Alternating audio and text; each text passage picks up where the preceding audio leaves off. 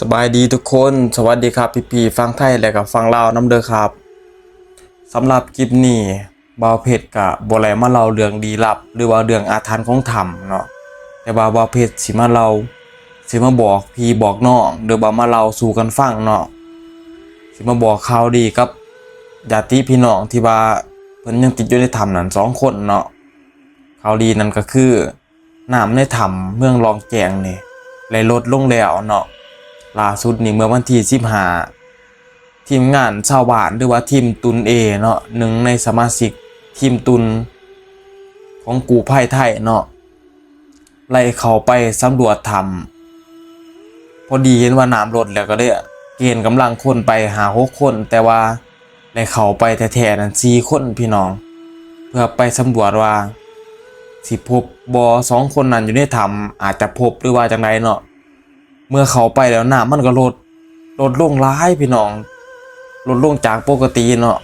ปกติหั่นอาจารย์ติงดีมาเมื่อวันที่13-14นั่นน้ำยังเต็มถ้ำอยู่อาจารย์ติงดีก็เลยกลับเมื่อเวียงจันทน์คืนเนาะ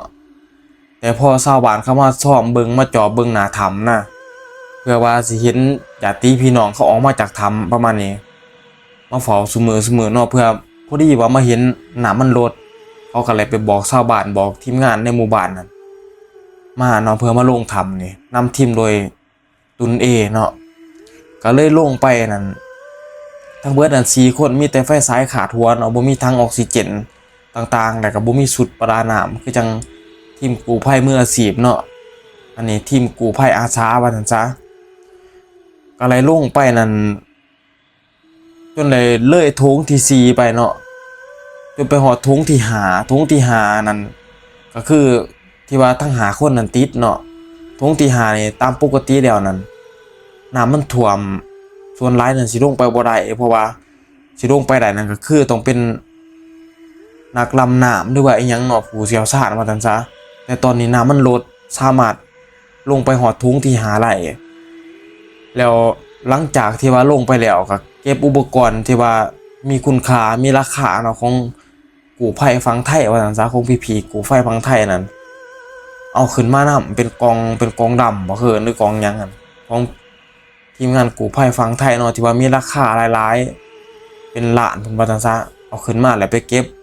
ไว้อยู่ที่เฮือนตุนเอเนาะเฮือนเฒ่าเอว่าซั่นซะเก็บไว้เป็นอย่างดีเพื่อว่าทีมงานกู้ภัยมาเพิ่นจะไหลมาเอานี่แล้วมีหวังเด้อพี่น้องน่าจะมีหวังอีกเพราะว่าน้ำมันไหลลดลงแล้วทีมงานอาจารย์ติงดีนี่คิดคาดการณ์ว่าน่าจะอีกบ่นานดอกน่าจะได้มาทำภารกิจรอบ2เพราะว่ารอบล่าสุดน่ะเพิ่นมาเบิ่งน้ำแล้วเพิ่นบอกว่าจะมาทำภารกิจรอบ2อยู่แต่ว่าน้ำมันยังมีอยู่ฝนมันก็ตกเรื่อยๆแต่ตอนนี้น้ำมันลดแล้วพี่น้องให้พี่น้องไปรับชมรับฟังคลิปนี้นำกันเด้อสำหรับคลิปที่ว่าบ่าวเพชรแหละไปเอามาเนาะตอนนี้พี่น้องประชาชนสิเข้ากู้ภัยอาสา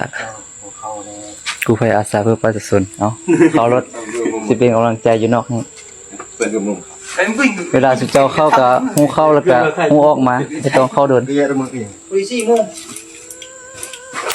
วัน5-6 โมงออกมา 7 โมง 8 โมงเช้า Giờ căm không mà ở khốt nữa đúng เบานะเบายังนะ mà sao không đeo khốt mà 4คนน่ะสิเข้าไปนั่น เสียวเจ็ดคนเบานะว่าไปบ้านเขาแล้วก็ต้องเอาสิ่งของเขาตำรวจนี่ไงได้ hả có phép đeo mà cái lửa có phải àบ่โอ้ว้าวเอ๊ะตะบอนเอาขี้มีอันนี่ก็ได้ก็แบกเทียนตรงปลอกหลัง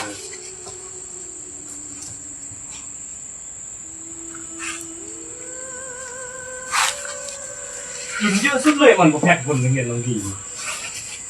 còn cái còn phải nên hứa là còn gì mà sạt dè màมันจะยุบขาแล้วนี่เลยนอนดูเอาแห้งกินตัวนี้ ถ้าเบิ่งตัวลงมาพี่น้องมันสิตอนนี้เขาออกมาเลย mẹ còn chịu không khâu rồi cô nè màu này 2-3 คนละคนนึงก็ออกมาแล้ว เอ้ยเอากล่องมันออกมา เดียวอยู่ไหน ลาออกมาใส่ละหันห้องคิดข้อสิเฮ็ดบ่มีสัญญาณ นกไว้ข้ออีก นกนึกอะข้อโอ้บ่หมดหั่นแหละ เป็นแนวใดไปฮอดใส่ฮอดมันเก่าหั่น น้ำอยู่บนเก่ามั้งแบบเช่าเหรอ